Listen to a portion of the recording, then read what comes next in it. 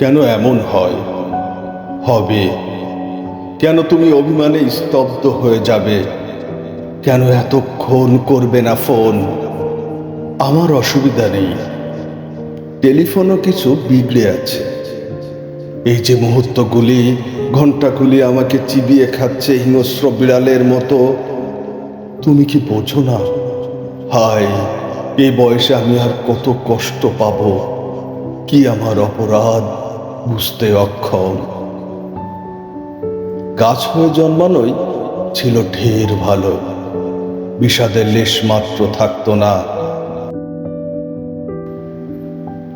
তোমাকে উপেক্ষা করি এই মতো ভাবনায় তুমি সম্প্রতি কাতর নাকি? অথচ আমি যে সারাক্ষণ জপছি তোমাকে, এমনকি স্বপ্নের ঘরেও করি উচ্চারণ ভালোবাসা তোমার উদ্দেশ্যে।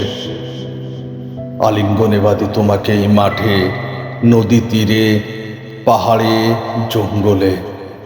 কিভাবে তোমার রোষ, প্রিয়তমা, অস্তমিত হবে। আবৃত্তি করছিলাম কবি শামসুর রহমানের লেখা কেন এমন হয় কবিতাটি।